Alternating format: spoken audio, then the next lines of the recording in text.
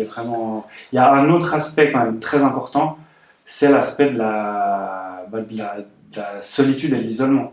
Il y a quand même beaucoup de jeunes qui sont, voilà.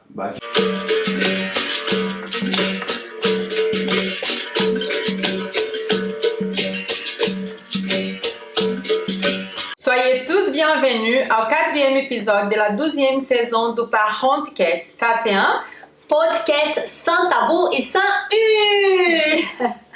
Et aujourd'hui, nous sommes ici avec Jérôme Rossel, plus connu comme Inga. Alors, je vais le laisser se présenter. Bonjour Jérôme, Bonjour. sois bienvenue. Merci beaucoup. Donc, professeur Inga, depuis peu, j'ai reçu ma graduation de professeur il y a quelques semaines par mon maître César à la capoeira. Voilà. Ok. Et à part la capoeira, tu fais quoi encore dans la vie? Alors, donc je suis travailleur social, Oui. donc spécifiquement dans l'animation socioculturelle à la ville de Vevey. Donc je travaille avec les jeunes de 5 à 25 ans. On organise des événements pour eux, des accueils pour eux, on ouvre des salles de sport pour les jeunes et surtout on répond à leurs besoins, c'est ça l'idée, répondre aux besoins des populations, spécifiquement aux jeunes. Des jeunes, d'accord. Cette podcast est la collaboration de Gringa Bijou et les studios Vanessa Hot. Gringa Bijou, c'est nos bijoux, mais c'est votre style. Jérôme, on aimerait te donner ce cadeau de la part de Gringa Bijou. Merci beaucoup, Voilà. ça fait plaisir. et un petit mot aussi. Un petit mot. Et puis moi, j'aimerais te donner aussi mon livre que j'ai écrit. Je sais que tu lis en portugais, j'imagine, Oui. parce que tu parles bien Oui, portugais. Mon livre et puis une petite stylo de Parentcast. Super. Alors, des petits cadeaux pour toi. Merci beaucoup, ça fait plaisir. Voilà. Si tu peux ouvrir les bijoux. Il est très joli. Donc, très joli, ouais, c'est le Brésil, super. Oui, c'est bien. Merci beaucoup. De rien, de rien. Et je pense qu'une curiosité de tout nous, hein, comment tu es arrivé à la capoeira? Est-ce que tu arrives à expliquer un peu ton parcours, comment ça arrivé dans ta vie? Ça peut être long, mais je vais peut-être faire bref. Oui. Je pourrais dire plein de choses, mais du coup, quand j'étais adolescent, il y a eu une mode capoeira ici en Suisse, liée à un film, donc c'était Only the Strong, et plusieurs maîtres aussi du Brésil de capoeira qui sont arrivés à Lausanne et puis en Suisse. Et donc j'avais des amis à moi qui faisaient ça. Ils m'ont montré un peu la ginga, ils m'ont parlé de ça. Et puis c'est la première fois que j'ai entendu parler de la capoeira. Et suite à ça, moi je faisais beaucoup de gymnastique à l'époque, donc j'adorais les acrobaties, faire des saltos, faire des pirouettes et tout. Et j'ai voulu changer de sport. C'était très compétitif la gymnastique, enfin c'était compétitif. Et la capoeira, il y avait vraiment cet aspect artistique où je pouvais faire les mouvements avec certains codes, mais à ma manière, dont les acrobaties. Et puis, du coup, c'est là où je me suis lancé dans la capoeira. C'était plus à la base pour faire des acrobaties, des saltos, des marcher sur les mains et tout ça. Et finalement, j'ai vu tout le reste. J'ai pas fait beaucoup d'acrobaties pendant 1 année ou 2, j'ai fait pas mal. Et après, on m'a vraiment transmis tout ce qui était l'art de la capoeira, la musique et tout ce qui va autour, quoi. Ce qui est beaucoup plus important et impactant pour moi. D'accord. Ouais. Et moi, j'aimerais savoir aussi, parce que tu as dit que maintenant tu es instructeur, tu es prof, non? Oui. De ça. Qu'est-ce que tu vois ça fait, moi, j'aimerais savoir déjà combien de temps ça fait que tu fais ça? Et aussi, qu'est-ce que tu vois, qu'est-ce que ça change dans la vie des enfants qui font ces genres qui font déjà les sports, mais aussi surtout par rapport à la capoeira? Ok, alors moi ça fait 20 ans que je fais de la capoeira. Donc j'ai commencé à 23 ans. Donc j'étais déjà adulte. Donc voilà, j'ai fait tout ce parcours-là.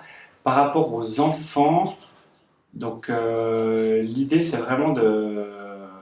Enfin, toi, ta question c'est de savoir qu'est-ce que le plus... Voilà, qu'est-ce que ça change pour eux dans leur vie quotidienne, parce que là maintenant tu suis aussi comment tu es prof, tu suis aussi les enfants qui font ça, qui viennent, ils font les cours avec toi. Qu'est-ce que tu vois? Est-ce que tu vois qu'il y a des changements avant, après, dès qu'ils commencent à faire la capoeira, que les parents ils amènent des choses? Mais il y a vraiment plein d'éléments en fait, parce que la capoeira elle touche vraiment plein d'aspects par rapport au développement de l'enfant et en termes de discipline aussi. Il y a plein de disciplines. Du coup, par rapport à l'aspect musical, par exemple, les enfants ils peuvent apprendre déjà à chanter, à faire de la musique, à taper un rythme, ce qui est assez compliqué de taper un rythme et de chanter une chanson en même temps. Donc cette coordination, ils peuvent l'apprendre.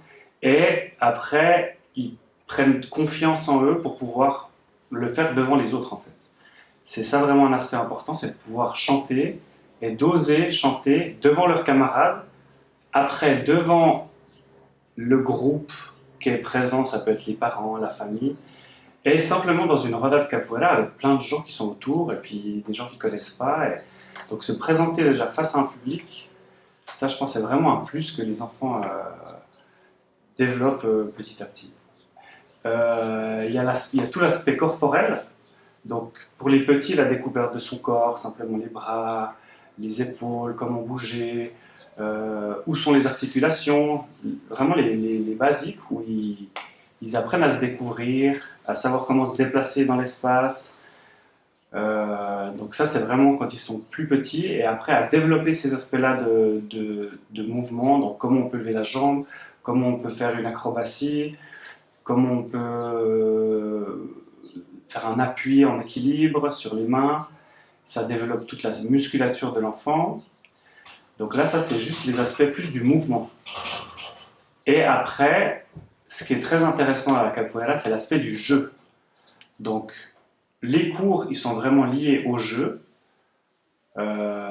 via des mouvements de capoeira, mais pour que les enfants soient captivés, eh ben, il faut qu'ils s'amusent, qu'ils rigolent, qu'ils courent, des fois, ils n'ont pas l'impression de faire de la capoeira.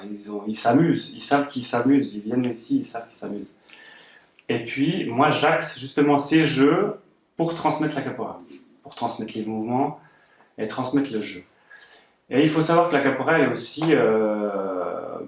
le but de la capoeira, c'est de jouer, justement. C'est d'être à deux dans un cercle et de pouvoir jouer avec l'autre. Du coup, il faut comprendre l'autre, il faut réussir à s'adapter à l'autre. Un enfant qui a 10 ans, s'il joue avec un plus petit qui en a 6, il ne va pas jouer la même chose que s'il joue avec moi, avec un adulte ou avec quelqu'un de son âge. Donc il y a vraiment cette adaptation à l'autre qui est très importante. Et comment on va jouer? Je vais essayer d'aller le chercher, mais s'il descend pour faire l'esquive, ça va fonctionner. S'il ne descend pas, est-ce que j'arrête le pied? Comment j'arrête? Il y a toute cette compréhension de l'autre, du niveau de l'autre, et cette évolution dans le jeu. Je crois que je suis sorti un peu du truc. Ouais. Non, mais c'est bien, franchement. Ouais. Si je fais un résumé de ce que tu as dit, c'est vrai que moi, j'ai posé la question, mais je me rends compte que je n'ai même pas posé la question qu'est-ce que c'est la capoeira pour ceux qui ne connaissent pas. Quand je parlais, je me suis... Ouais, si tu veux juste expliquer un peu et après on peut faire un résumé aussi pour l'audience. Ouais. C'est très complexe, mais aussi très simple finalement. Ouais. Je dis complexe parce que c'est riche, il y a énormément de disciplines. Et simple dans l'idée où tout le monde peut vraiment participer parce que c'est quelque chose qui nous touche tous en tant qu'êtres humains, donc c'est très accessible. Mais la capoeira, c'est donc un art culturel afro-brésilien qui mélange la musique, la danse, la lutte et qui permet justement des rencontres via une roda de capoeira. Et ça, c'est un gros résumé. L'idée, c'est vraiment de pouvoir faire de la musique, de donner un rythme pour que deux personnes rentrent dans le cercle, dans la roda, et puissent jouer avec l'autre. Voilà. Donc, il faut toujours être attentif Enfin, voilà, quand on rentre dans une roda, c'est pour jouer avec l'autre, mais c'est une lutte, donc ça peut être très dangereux. Oui. Donc, il y a vraiment cet aspect de lutte et de combat qui est présent, et qui n'est pas forcément mis en évidence ou montré à l'extérieur, mais ça c'est aussi voulu. On montre plus un jeu, les aspects acrobatiques et tout, mais quand on rentre dans une roda de capoeira, il faut être très connecté à ce qui se passe, aux gens, au jeu, à la personne qui est en face, à la musique, écouter le sens des textes, des chansons, savoir si, je sais pas, s'il y a des personnes d'extérieur qui arrivent, voir un peu comment la roda elle se déroule, voir si elle a une dynamique dure, un peu combative, une dynamique plus de jeu. Enfin voilà, il y a tous ces aspects de la roda. Voilà, en gros. Donc, si on peut prendre un trois éléments, pour moi, que ça reste très évident, c'est la connexion, que c'est très important de voir la connexion parce qu'il doit être attentif à l'autre, l'attention, et puis aussi l'utilisation de la force. Donc, c'est trois choses qui sont assez importantes dans une robe de capoeira. Alors, la force, pas forcément. La force, ça dépend du type de jeu et tout, mais c'est plutôt l'aspect de la réactivité et de l'intention du jeu, comprendre l'intention du jeu. D'accord. S'il est plus joué ou combatif, ou plus un aspect de brincadeira, quoi, vraiment de rigoler. Mais la force, c'est vraiment comprendre ce qui se passe dans le jeu. D'accord. Ouais, moi, je trouve que c'est intéressant aussi parce que je trouve que pour moi, c'est assez passionnant, que c'est très simple. On n'a pas besoin de grandes choses. C'est, par exemple, là, l'autre jour, je suis allée vous voir aussi avec les enfants et je trouve qu'il y a certains sports, comme tu as dit au début, des gymnastiques, selon les types de gymnastiques qu'on fait, il y a besoin de, je sais pas, des agrès, je sais pas quoi. Et la capoeira, c'est vrai qu'assez simplement, si les enfants veulent jouer avec eux sur leur jardin, par exemple, ils arrivent à faire certains mouvements. Ça, je trouve que dans notre jour, amener certains sports, on va dire comme ça, qu'on arrive à on n'a pas besoin de beaucoup d'outils, ça, c'est assez un avantage, on va dire comme ça, pour les parents, c'est qu'ils sont en train de réfléchir, est-ce que ça va bien, est-ce que j'essaie, je pense que c'est aussi un côté assez cool et assez pratique pour de la capoeira qu'on en pense. Ouais. Alors simple, je ne sais pas si c'est le bon terme, simple, vraiment, c'est très accessible pour tout le monde. Accessible, simple niveau structure, je vais dire. Simple, c'est pas que c'est simple, les sports lui-même, mais simple niveau, si la personne elle veut l'essayer, il n'y a pas besoin d'une grande structure pour la faire, c'est ça que je vais dire. Ouais. Effectivement, ouais. Bah, dès elle s'adapte vraiment beaucoup, la capoeira, aux personnes, à la culture, à l'endroit, au pays, il y en a partout dans le monde. Du coup, dès qu'il y a des personnes ensemble, on peut faire de la capoeira. On peut le faire, oui. Bon, on revient vers la musique, on parlait de la musique avant, et puis j'aimerais que tu nous expliques un peu c'est quelle l'influence de la musique dans la roda de capoeira, au mouvement qu'on fait dans la capoeira. Alors, la musique, spécifiquement le berimbau, donc le berimbau, un instrument qui a des racines africaines, avec une grosse calebasse pour jouer, qui est caisse de résonance. Donc c'est vraiment le berimbau qui oriente la cadence et le rythme du jeu de capoeira.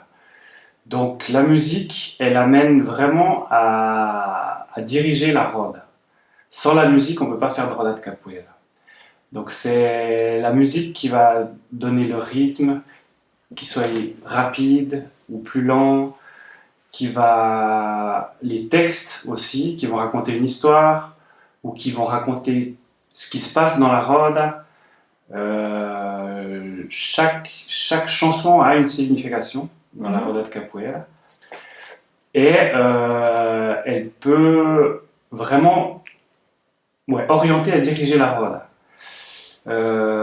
À l'époque, un des aspects, par exemple, quand la capoeira elle était illégale au Brésil, il y a un toque de berimbau qui s'appelle cavalaria. Donc c'était pour avertir que la police arrivait, pour que tous les capoeiristes se dissipent et qu'ils ne se fassent pas avoir par la police. Donc il y a vraiment un son qui avertit tous les capoeiristes de ce qui va se passer. Donc il y a plein de codes en fait liés à la musique qui sont importantes de connaître dans la roda de capoeira. C'est vraiment des éléments, quand on est initiant, où on ne fait pas le lien. Enfin, il y a plein de codes et de significations qui existent. Mais c'est vraiment un élément indispensable justement de la roda de capoeira. Sans la musique, sans la cadence, sans l'intention, il n'y aura pas un si beau jeu de capoeira.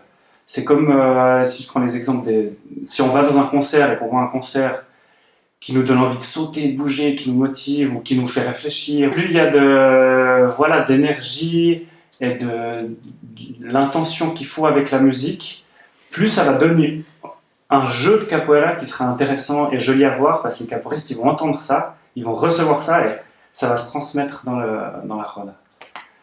Donc l'influence musicale elle est très importante dans la roda. D'accord. Moi, je trouve que c'est important ça que tu dis parce que là, tu es en train de dire que là, au niveau cadence, que la musique, ça va donner la cadence des mouvements. Et tout à l'heure, tu disais aussi que c'est comme un jeu. Parce que là, tu adaptes un peu selon l'âge de l'enfant, selon qu'est-ce qu'il s'est fait, tu fais comme un jeu. Et là, ils vont apprendre les bases de la capoeira. Et en fait, je trouve que c'est très important d'amener ça aux parents, les gens qui sont en train d'écouter, parce qu'une grande difficulté qu'on a en pédiatrie aujourd'hui, c'est toutes les choses liées à les troubles de l'attention. Les enfants, malheureusement, aujourd'hui, ils sont très, très, très exposés aux écrans.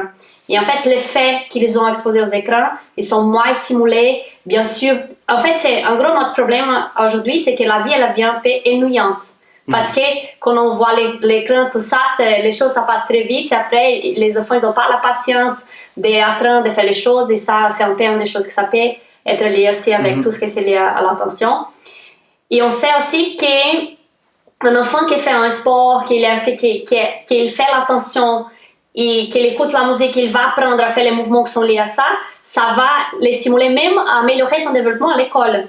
En fait, parfois, comme tu sais, ils vont faire d'une façon tellement... que pour l'enfant, c'est léger, c'est qu'il est en train de jouer, mais ça est en train de stimuler quand même d'une façon douce son attention. Et ça, je trouve que c'est important aussi d'amener cette importance de faire la capoeira, elle est quand même très complète parce que comme tu as dit au début, c'est mouvement corps, attention, rythme, c'est des mouvements qui sont rythmés et ça, je sais pas si tu arrives à nous dire un peu si tu vois aussi cette question, cette stimulation aussi au niveau de l'attention pour les enfants puisqu'ils doivent faire ces mouvements rythmés. Du coup, nous quand on donne donc avec notre groupe Biribas Capoeira les cours, il y a toute une pédagogie qui va derrière et il y a un aspect d'adaptation à l'enfant, mais aussi de cadre pour donner le cours. Donc, l'idée c'est de pouvoir prendre ce qui vient de l'enfant, si on voit qu'il est captivé par un mouvement, ou qu'il est captivé par le berimbau, ou qu'il est captivé par quelque chose qu'on propose, on saisit l'instant pour développer ce qu'il aime en fait. Et ça permet justement d'être, avec l'intérêt qu'il a, d'être attentif à ça et de pouvoir utiliser ce moment pour qu'il soit focus sur un des éléments. L'aspect riche aussi des cours qu'on donne, c'est de pouvoir facilement changer. Parce que ces questions de troubles de l'attention, on les perçoit aussi. Mais on a vraiment un panel en fait, d'activités qui est très riche. Du coup, moi je sais que quand je donne un cours, j'insiste sur certains trucs, sur certains éléments de capoeira ou des mouvements, des aspects peut-être plus un peu concrets de positionnement et tout, qui est un peu plus ennuyeux entre guillemets pour eux parce qu'ils ne sont pas en train de jouer. Mais je trouve important justement d'être focus là-dessus pendant un moment du cours. Et puis après, c'est très facile de lancer un jeu ou de faire la musique, ou tout d'un coup on fait un peu la samba, et puis on peut vraiment utiliser plusieurs aspects de la capoeira pour qu'ils soient, pour jamais s'ennuyer et puis qu'ils soient vraiment captifs pendant tout le long du cours en fait. C'est clair et je trouve que c'est important de ça qu'on met l'accent sur ça, de l'importance de faire ce genre d'activité parce que parfois, je vois, c'est ça que je reviens que je disais tout à l'heure pour faire la capoeira, il n'y a pas besoin d'une grande structure parce que si l'enfant il va à les cours, après il arrive dans son jardin, il arrive à faire avec sa fratrie par exemple. Là, je trouve que c'est important pour nous en tant que parents parce que parfois on pense il faut avoir une structure, il faut faire ça et ça et en fait plus on met les enfants pour jouer, pour faire ces mouvements, tout ça, ça aussi, ça va aider même pour l'école. Ça, c'est important de partager ça avec eux. Plus on va les stimuler, puis je trouve que c'est important d'amener ce côté neurologique pour l'enfant. C'est ça. Parce que rester devant l'écran, c'est la dopamine pas chère, qu'on dit. Alors, ils ont la dopamine assez vite, c'est les plaisirs vite, mais ils ont toujours plus et plus besoin pour avoir ce plaisir. Donc c'est pour ça qu'ils passent tellement des heures sur l'écran et puis à regarder des vidéos très courtes. Et puis maintenant, c'est de plus en plus. Avant, c'était 1 minute, maintenant c'est 30 secondes, maintenant c'est 10 secondes, puis hop, on passe comme ça. Et puis, les sports, il a ses pouvoirs de faire cette libération de ces neurotransmetteurs. Alors, d'une façon naturelle, il y a la quantité que l'enfant il a besoin.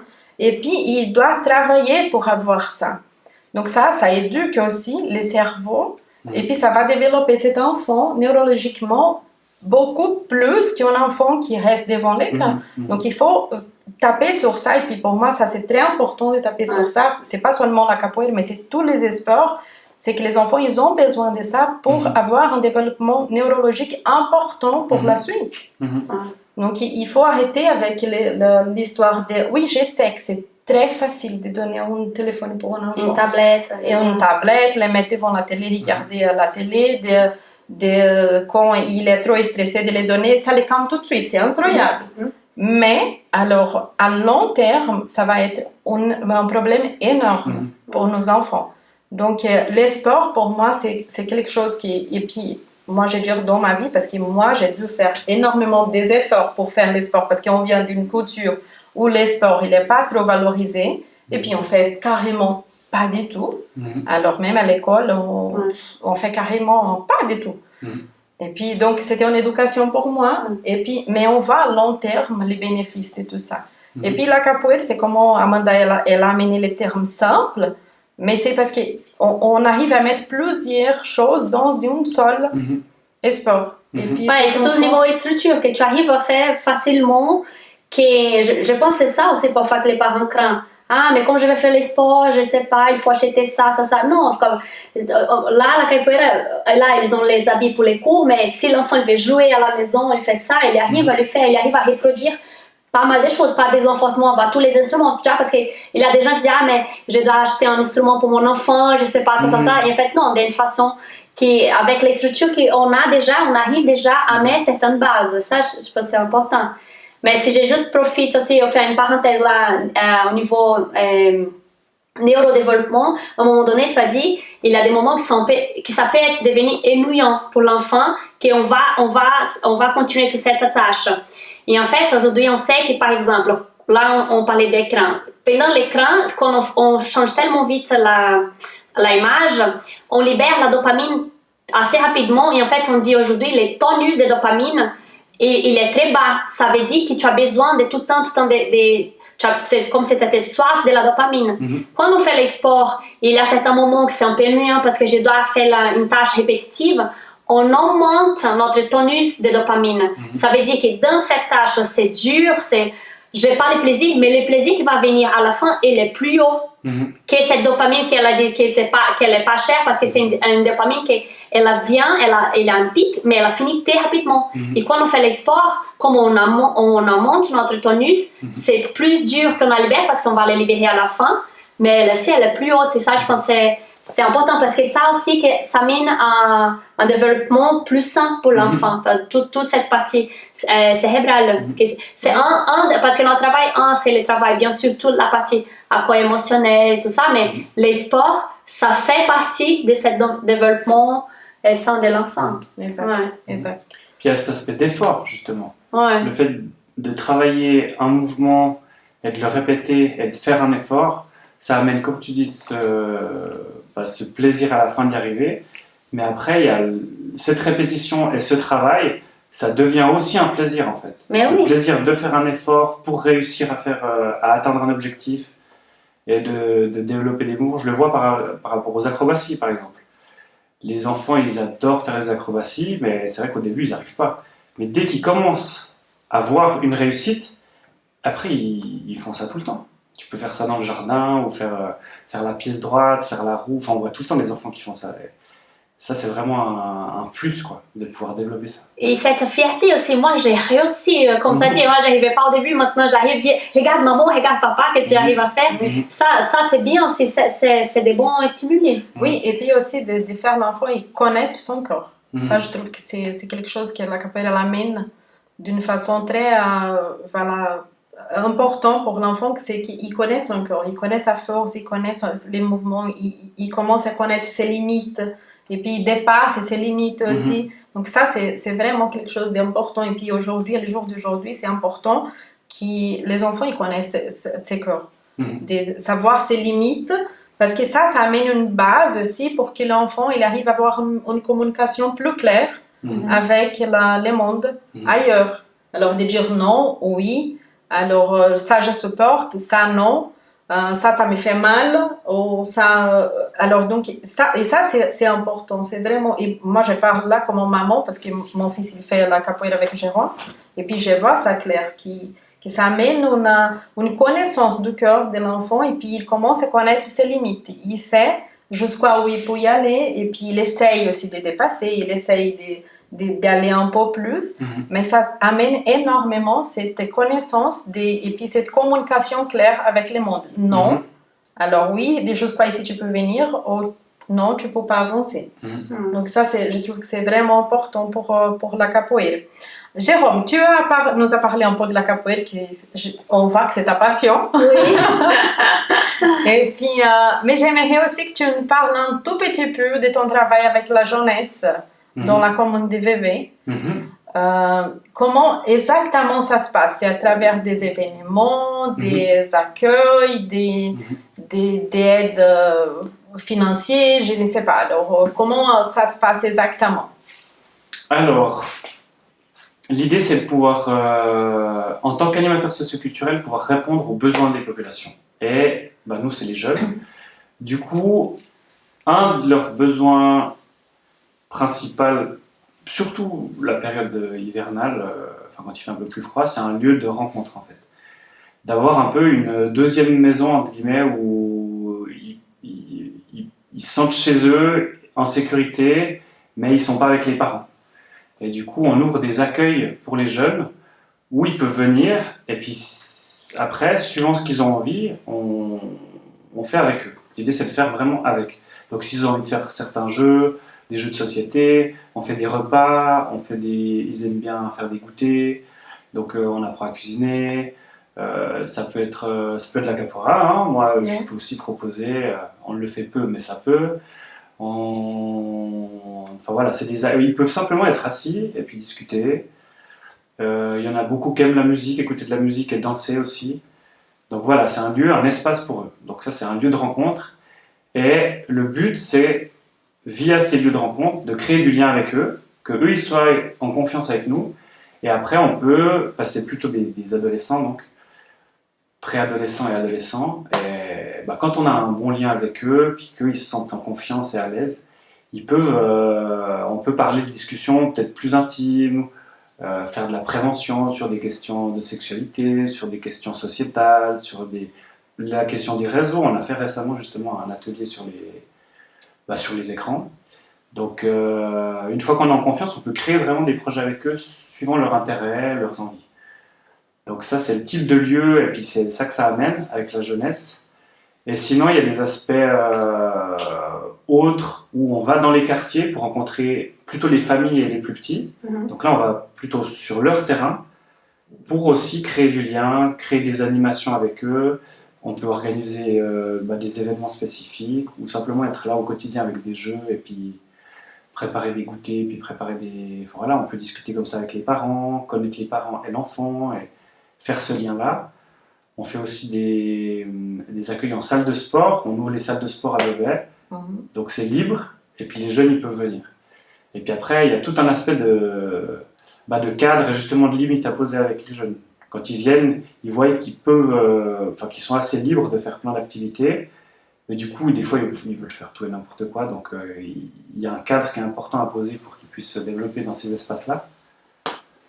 Et puis, il y a un festival aussi qu'on organise chaque année, un grand festival de 3 jours, où là, il y a de la musique, il y a une scène pour les jeunes musiciens, c'est leur première scène, ils peuvent jouer...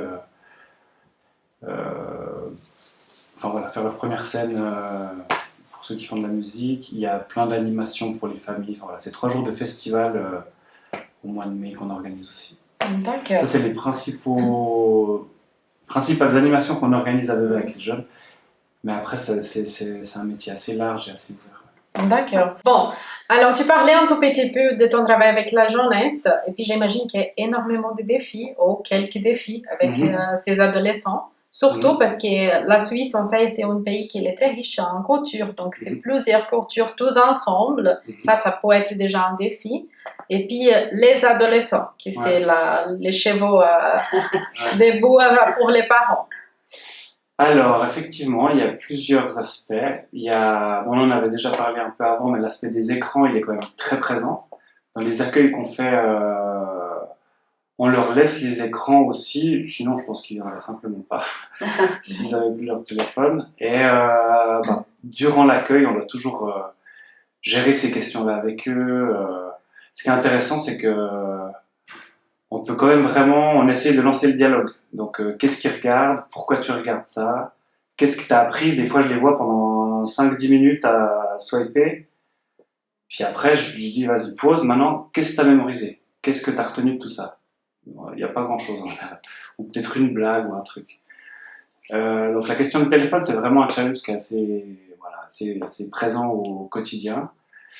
Il y a des questions aussi avec les ados, certaines fois, de motivation et puis d'intérêt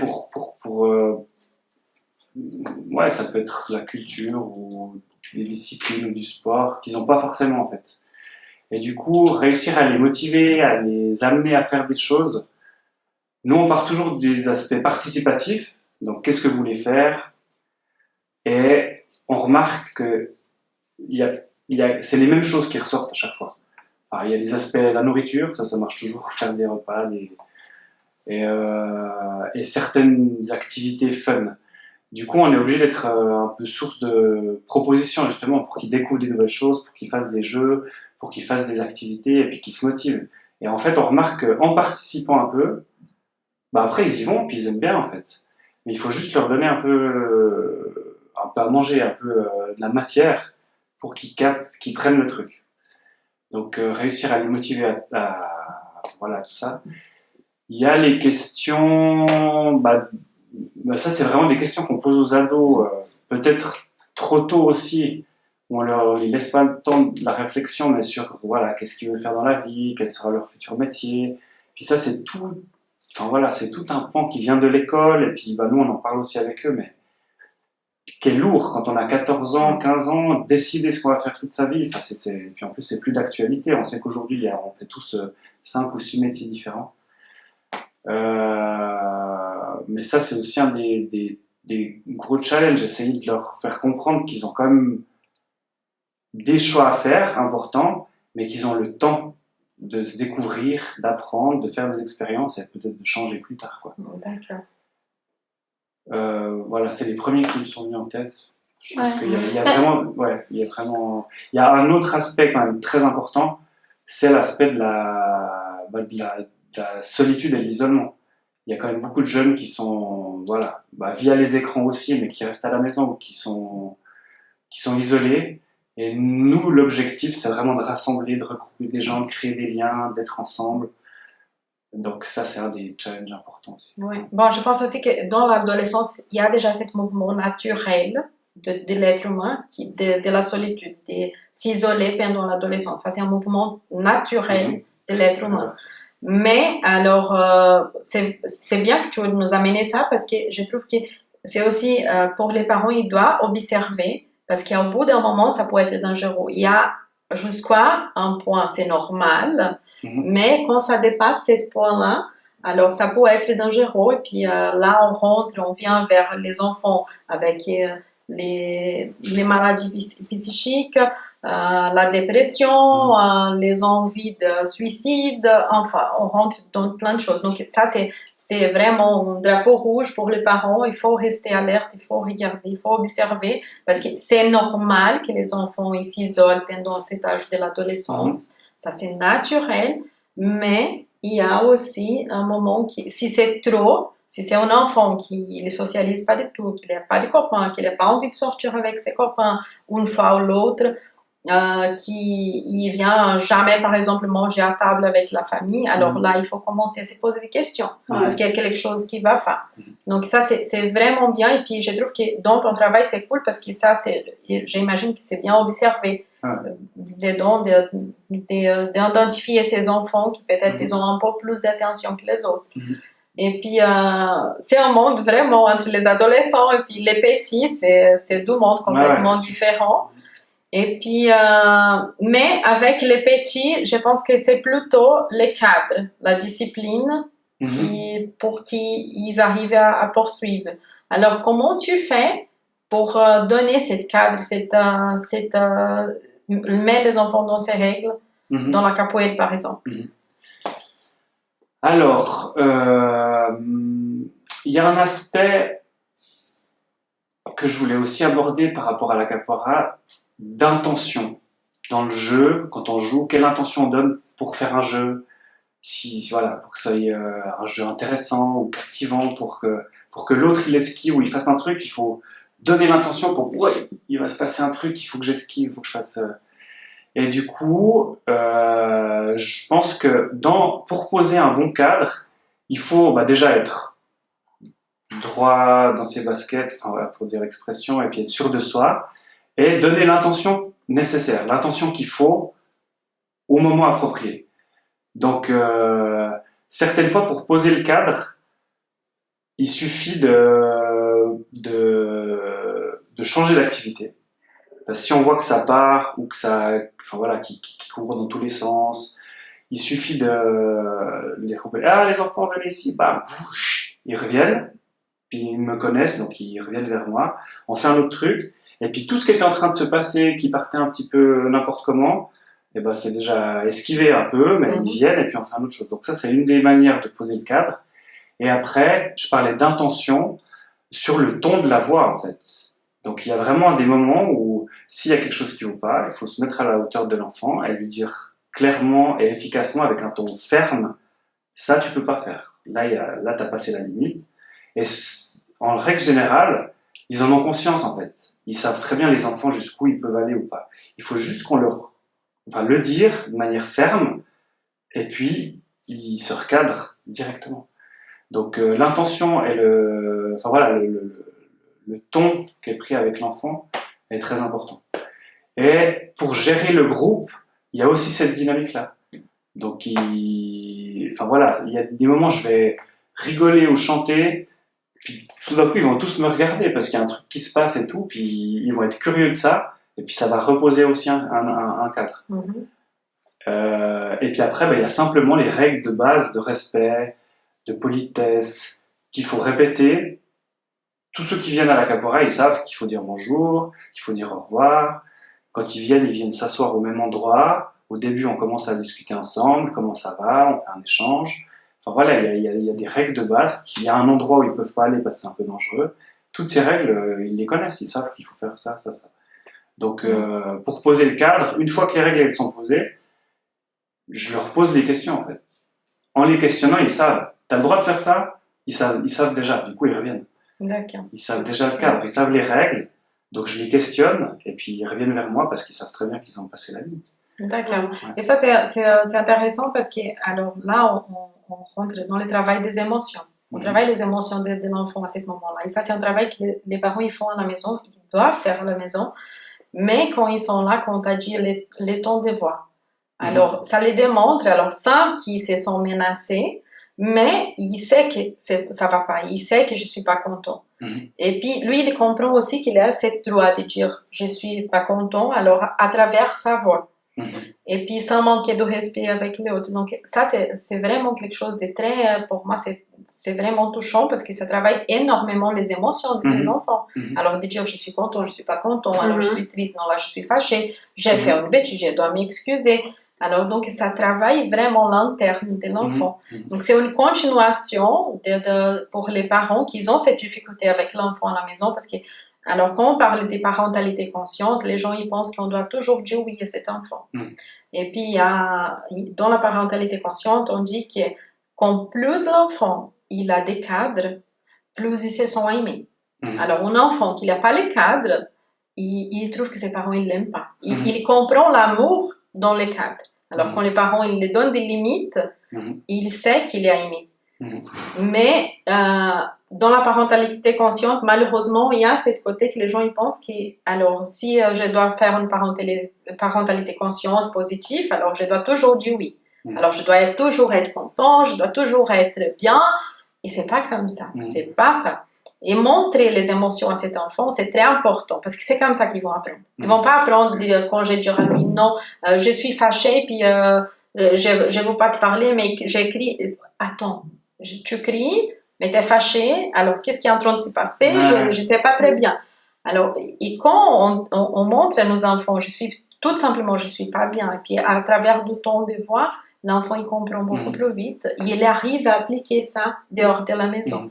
Et puis ça, pour les parents, c'est un bonus parce que tu imagines, tu fais ce travail dans la maison, après tu envoies ton enfant à la capoeira et puis ça continue là-dedans. C'est vraiment un plus pour ces enfants. Ça les donne encore plus cette base émotionnelle pour réussir dehors.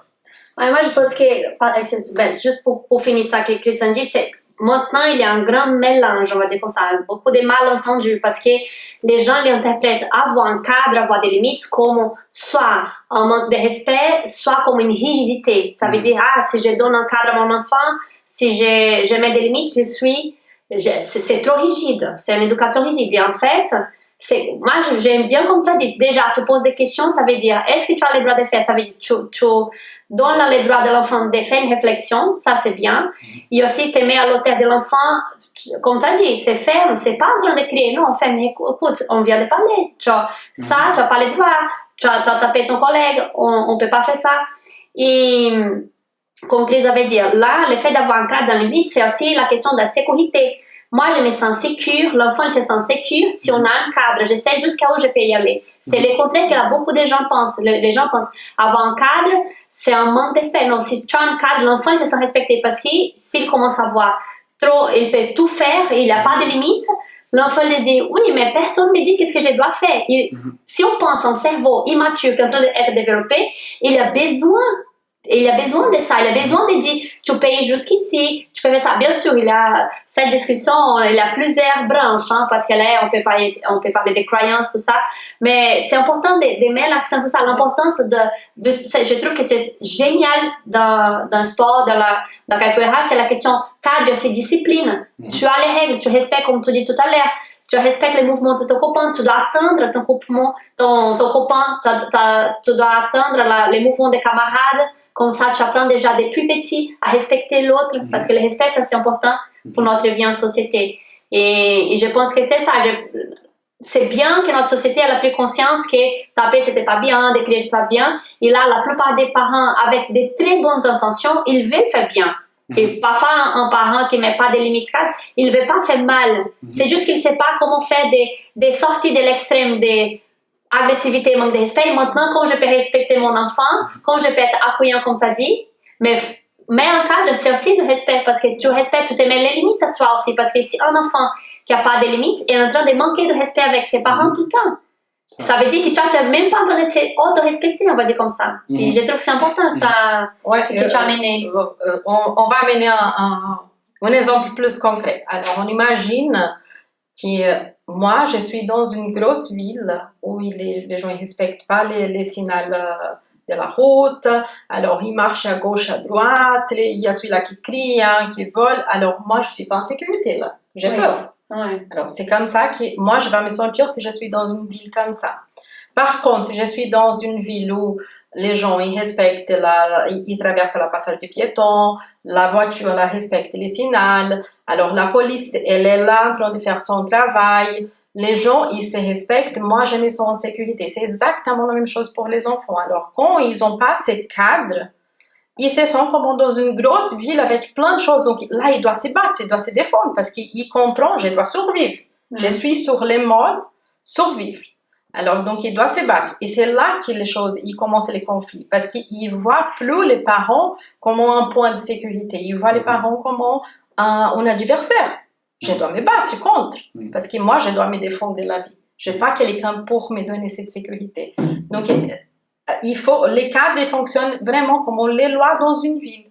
Alors, il faut marcher comme ça. Il faut traverser sur le passage des piétons pour que les choses y marchent. Donc, on doit mettre ces cadres pour que l'enfant il se sent en sécurité pour qu'après, quand ils sortent, ils savent marcher dehors. Là, on va vers la fin. On te remercie énormément. C'est un plaisir. Et puis, c'était vraiment un plaisir. Du coup, il y a plein de trucs encore qui sont venus là, mais ça sera pour... Tu veux me parler encore Mais quelque chose? tu peux donner une dernière phrase, une dernière chose que tu aimerais partager avec les parents. Ouais, mais c'était juste en lien avec ça, il y a l'aspect de l'exemplarité qui m'est venu, où quand un cadre est posé, c'est intéressant aussi de pouvoir le questionner.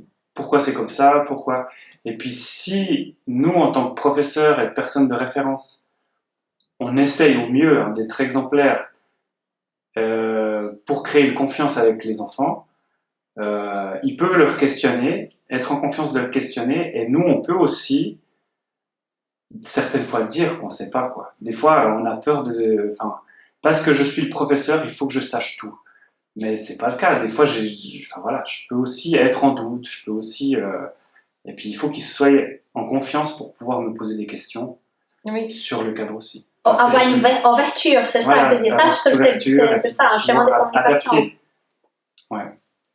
Voilà, je voulais ajouter ça. Oui, c'est bien. Mais c'est un sujet qui c'est très délicat parce que beaucoup de gens, comme on disait, beaucoup de gens pensent que c'est avoir un cadre, c'est pas avoir l'ouverture, c'est pas un dialogue. Non, parce que ça, il faut pas oublier qu'il y a toute la question de bienveillance derrière. Parce que là, les règles de la maison sont ça. Et s'il pose la question, on peut discuter. Par exemple, on dit souvent, fais une table ronde avec les enfants, fais une table à la maison, comme tu dis, on va faire une table ronde. Vous pensez quoi, les enfants? Est-ce qu'il y a des choses à changer? En fait, il faut les intégrer, mais cette sensation de sécurité que j'imagine, en fait, pour l'enfant, avoir une certaine prévisibilité, bien sûr, là, on est en train de dire, c'est pas de rigidité, mais avoir une certaine prévisibilité, avoir une certaine routine, avoir des choses qui se répètent, pour l'enfant, ça donne cette sensation, oui, je suis sécure, je sais qu'il m'attend.